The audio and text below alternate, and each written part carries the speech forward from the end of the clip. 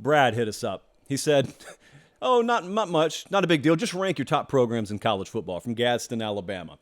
Well, Brad, you didn't give me criteria, so I brought out a helpful Post-it note. Here's what I care about. Not ranking teams. When we're ranking programs, I care about a multi-year snapshot. Could be 3 years, but we could really conveniently go beyond 3 years.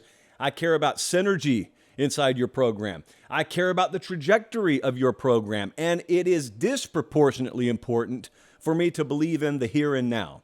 I'm not necessarily doing predictions, but I do need to believe in the trajectory. Now, this is not a catch-all. Obviously, there are going to be some exceptions to the rule.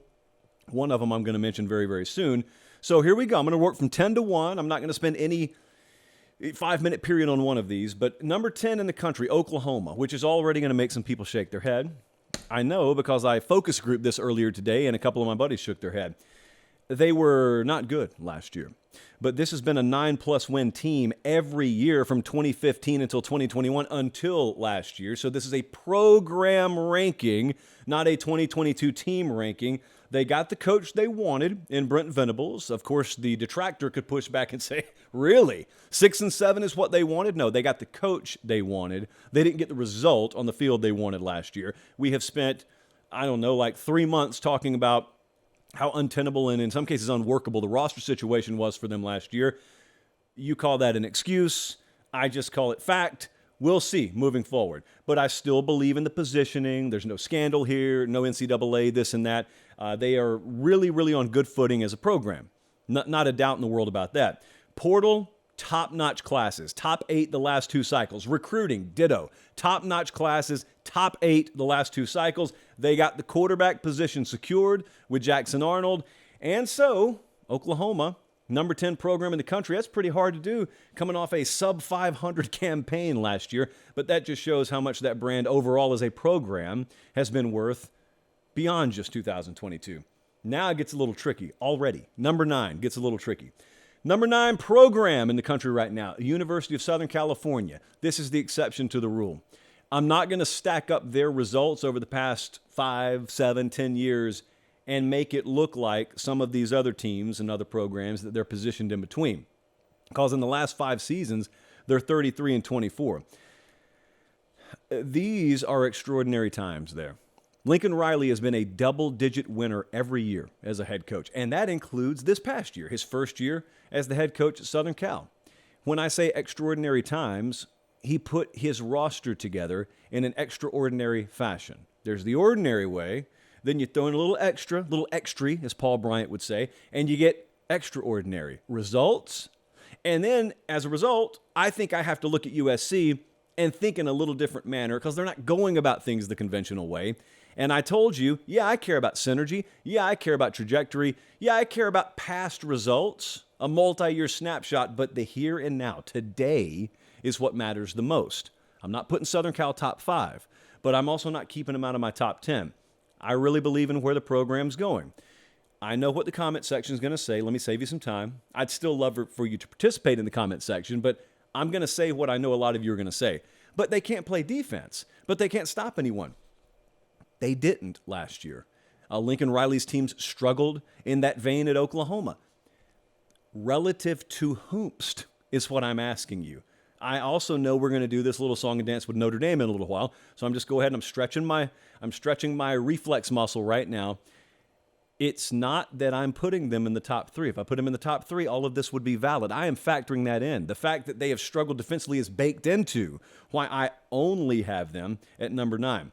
Number 8, just to show you, I play no favorites out west. Utah is the number 8 program in the country. 2 Pac-12 teams, and thought about putting Oregon up here as well. 2 Pac-12 teams in the top 8 or the top 9. Double-digit win seasons in 2019, 2021, and 2022 for Kyle Whittingham. The COVID year is the only exception there. Back-to-back Pac-12 champions. They've been to the Rose Bowl now a couple of times. Rock-solid identity. More so than any of the banners they hang out there. More so than this graphic you're looking at if you're watching live or on YouTube where you see all these wins. I just think about culture. I think about identity. And there's never a question about what Utah is about. Jesse plays quarterback for them right now. He goes by the alias Cam Rising come college football season, but that is producer Jesse. You don't need to see him. Just watch a Utah game, look at the quarterback. That's producer Jesse. A poor man's producer Jesse, might I add. They're consistent, and they make you beat them. And they harness, as an organization, what Dabo has tried to convince Clemson they should harness. But the fact is, unlike Clemson, where you're having to manufacture the doubt, people really do doubt Utah. The country falls victim to it every year. I, last year, fell victim to it. I picked Oregon to beat them in the regular season. Woof. Then we play the Pac-12 championship game. And I think Oregon's got things figured out. And it's the same game 2 times in a row. So I contributed to that. I was in the process of contributing to it last year. Utah, number 8 program in the country right now. Number 7 program in the country. I care about trajectory. I care about the here and now. I'm putting Penn State at number 7. Penn State's had trouble with Ohio State, haven't they? Penn State's had trouble with Michigan, haven't they? Well, I hadn't named either one of those programs yet because they're ranked higher than Penn State. Other than those two, Penn State's done a pretty darn good job out there. They've got 4 11-plus win seasons since 2016. Administrative synergy is no small thing that we should overlook here. For quite a while, whenever I talk about Penn State on this program, and I talked about James Franklin, I was probably talking about how I thought behind the scenes he wasn't being given the same footing that his peers at other programs in the country were being given, yet he was being expected to match their results on Saturday, and I never thought that was fair. I don't think it's fair for anyone to be held to that Saturday standard when Sunday through Friday they're being nickeled and dimed to death. Well, I don't know that that's such a problem there anymore. It's not a perfect world, but I don't know that that's such a problem anymore. And what's happening? Well, all of a sudden, recruiting, you've seen a little uptick, haven't you? That overall talent level on that roster, you've seen a little uptick, haven't you? Drew Aller all of a sudden at quarterback, boy, that position is not such a gigantic question mark facing that program anymore, is it? Passion was never going to be a problem there. Multiple generations of investment, that was never going to be a problem. A high-profile brand, that was never going to be a problem.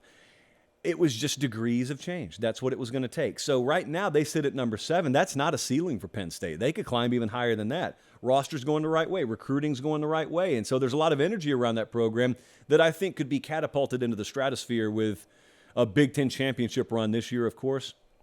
I think it will solidify a lot of what people like me feel is coming with that program. But even right now, I think they're positioned well at number 7. Now, the number 6 program in the country, and I struggled with which one of these to put in what order, but number 6, I've got Notre Dame. This is where I know where we're going in the comment section. So Notre Dame's been the model of consistency as a program. 9+ wins every year since 2017. So they've been in the mix every year. I am going to be told they're overrated. I know that's coming. It's never not happened when we did any kind of rating-related segment with Notre Dame. It's never not happened when we have playoff rankings released and they're in the mix. It's always Notre Dame's overrated. They've really upped their game in recruiting in the portal under Marcus Freeman, by the way, but trying to get out ahead of the curve. Anyone who's going to tell me they're overrated here, anyone who's going to tell me Notre Dame is too highly rated as the number 6 program in the country, that's fine. That's your prerogative. Tell me who belongs ahead of them. Don't just tell me they don't measure up to Alabama. I know that's why I don't have them listed ahead of them. Don't just tell me they got blasted by Clemson in a playoff game. I know. That's why I don't have them listed ahead of Clemson. Well, one of the reasons. Don't tell me they lost to Ohio State. I don't have them listed ahead of Ohio State. We always do the same thing. And by we, I mean a lot of casuals come at me with this, and I have to bat it away like a piñata. Notre Dame's not overrated. They'd be overrated if I had them number 2. I got them number 6. It's a really solid program. And by the way, I gave you that stat there, 9+ wins every year since 2017. Imagine saying that in, early October last year, when they were woeful to start the year. It looked like they would struggle to make a bowl game. There was a point last year where I didn't think they were going to make a bowl game. They ended up still winning 9. And so now we get to see them be active in the portal. Again, got to stress that. Got Sam Hartman coming in at quarterback. So let's see where that goes. Notre Dame, as it stands right now, got them at number 6. This is where it gets really saucy. Number 5, Clemson Tigers at number 5. You could argue this is low for them. Now, I would entertain that argument. I got them at number 5. Certainly, I'm not going to entertain anyone saying they're overrated. There's this alternate standard. It's almost like an Alabama kind of comparison in the sense that people have entered an alternate universe with Clemson. They just have this total alternate standard to where they're judged against past Clemson teams instead of being judged against the rest of the sport. And what I mean by that is, what's your perception of Clemson right now? It's probably negative. It's a net negative compared to what they've been in years past, which is okay, because I don't think they're as good now as they've been in years past. And even having said that, do you understand what this program has done? Double-digit wins every year since 2011. We're talking about the snapshot of a program here. We're talking about rating a program. They've played for 4 titles in that span. They've won 2 of them. They've won the conference there 7 of the past 8 years. They are so good as a program, they're winning double-digit games, and it's being considered a disappointment. I join in that chorus in considering a year like last year a disappointment. And I am ready, willing, and able to acknowledge it's because they've elevated their standard there. It's the great consequence of success. All of a sudden, people set the new baseline. They recalibrate their expectations. But Clemson sitting at number 5, and like I said about a minute ago, if you wanted to argue with me, they belong even higher than that. I think you can make a good argument. I got Ohio State at number 4 right now. That's the lowest I would have had Ohio State in a while. It's subject to change this year in a very, very big way. They've got double-digit wins every year since 2012, except the 2020 season when their conference got in the way. And they played for the national title that year, by the way.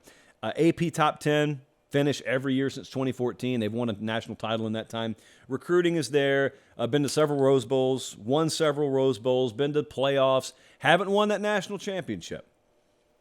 To my knowledge, only the Clemson Tigers listed below them have accomplished that. So, if you want to use titles as the standard, okay, find me the other programs that should be listed ahead of them that have done such things. Here's why I say this could change very, very quickly this year. You got 1 of 2 ways this goes. I think we all understand where I'm going here. You get to that Michigan game at the end of the year. If they win it, they're probably in the mix for a Big Ten championship appearance or a playoff appearance, depending on what Penn State has done. If they don't, it's all a moot point, and there are uncomfortable conversations that are being had around Ohio State football. So that's several months down the road. But I've got Ohio State there at number 4, and for the first time in a long time, they are behind the Michigan Wolverines as a program. And I'm normally the one, and have been the one, last year, who was making sure to preach to everyone, Michigan just won a football game against Ohio State. The team, therefore, gets to go do some things that Ohio State doesn't. The team is better than Ohio State, but program-wise, give me Ohio State all day. And then this past year happened. And it's not by a wide margin, but by the slimmest of margins, I realized maybe it is time, temporarily at least, to bump Michigan ahead of them. Would not have seen this coming, by the way. Wouldn't have seen that hiccup being stuck in my throat either. Back-to-back wins over Ohio State. Back-to-back Big Ten championships. Back-to-back playoff appearances. Things didn't go so swimmingly when they got there, but back-to-back playoff appearances. 10, 10, 8, 10, 9, 2, 12, 13. Those are the win totals since 2015. The 2, obviously, is the COVID year. And by the way, remember what it felt like when they went 2-4 in that COVID year. They rattled off their 2 best seasons yet under Harbaugh after that, and that was with all the NFL stuff in the mixture. Recruiting, they've averaged a 14th rated finish in recruiting. I talked about on Late Kick Extra the other day, I responded to a question, rather, about how someone was wondering whether they're recruiting at a high enough level.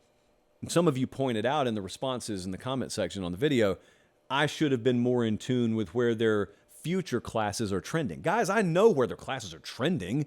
They're not finished yet. It's not pen to paper. Certainly, if they continue to track that way, Michigan recruiting enters this entire other galaxy than they've been previously. And you couple that with what they're doing in the transfer portal, and developmentally they're one of the best programs in the country regardless, then it just further bolsters what I'm saying here. So Michigan right now under Jim Harbaugh, they are in a position I don't even think Michigan fans would have bet a lot of money they were going to be in a couple of years ago. Let me ask you a question. who's the number 1 and number 2 programs in the country? Most people, I think, would agree on the programs. What order are we going to put them in? I didn't really struggle with this, surprisingly, a whole lot today. I've got Alabama as the number 2 program in the country right now. Now, it's not close between them and whoever number 3 is. But these top 2 programs, I think, have separated themselves a little bit from the pack. Bama, I don't need to tell you, double-digit wins every year since 2008. They've been in the playoffs 6 of the last 8. They've won 3 of them. Top 2 to 3 recruiting every year. I think they may have just signed the best class they've ever signed. They're led by the best to ever do it in Nick Saban. If I'm doing head coaching power rankings, I take a nanosecond to rank that guy number 1 even now. Even good song by Bob Seger. Even now. Nick Saban, still a pretty easy number 1 for me there. But his program, because of who's at number 1, his program, I've just temporarily bumped down to number 2.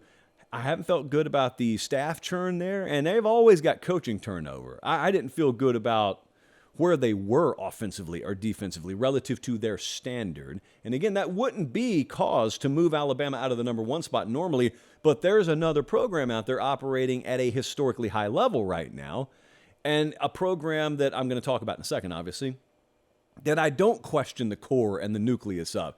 Alabama, I guess if I had to describe them, last year and just in the here and now, they just feel a little bit wobbly to me. Still very, very good, still elite, but a little bit wobbly relative to what they have been. They just hired Kevin Steele, and they brought in Tommy Rees, respectively, as defensive and offensive coordinators. Talent is never going to be a question. Leadership there is never a question. We'll see. We'll see, because you see, last year was supposed to be the year for them. This year, you wouldn't circle it and say, boy, that looks like one of Saban's best teams ever. But who knows how that works out. Regardless of that, firmly entrenched at number 2, and they're neck and neck right there with the number 1 program in the country, which is the Georgia Bulldogs. And it's really less about, their overall results as it just is how rock solid the program feels. I could talk to you about back-to-back national championships. They've rattled off several of those double-digit win seasons as well. They develop as well as anyone in the country right now. They recruit right on par with pretty much anyone in the country. But it's a mentality thing. It's so rare to have what they have.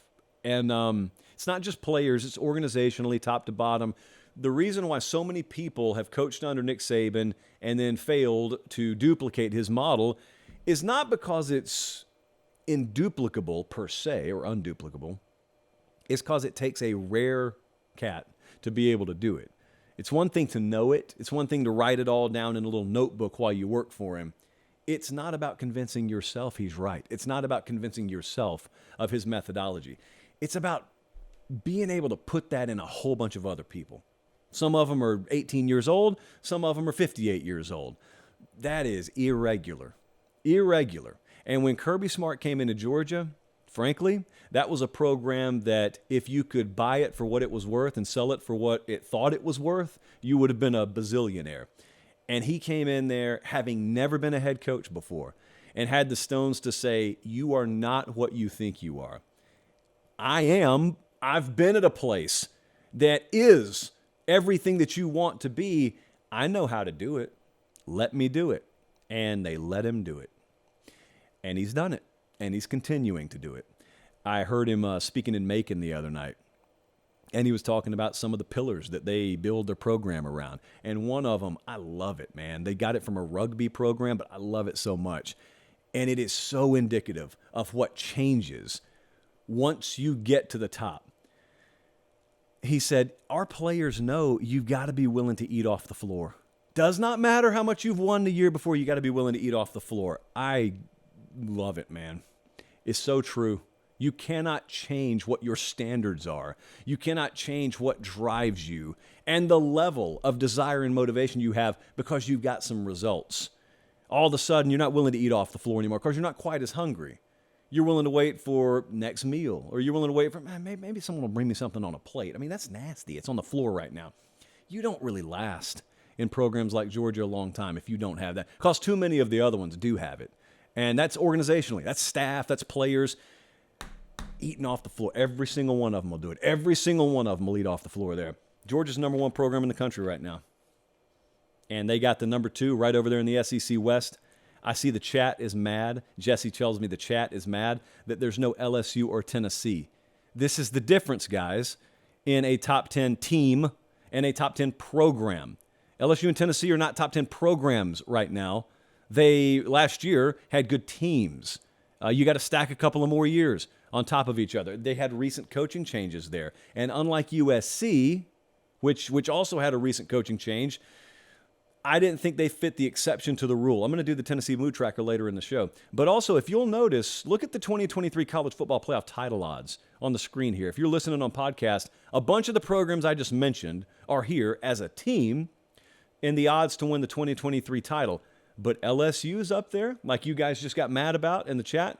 And LSU is 1, 2, 3, 4. So they're sixth. They got the sixth highest odds to win the title. Florida State, 8th. Texas, 9th. Tennessee, 11th.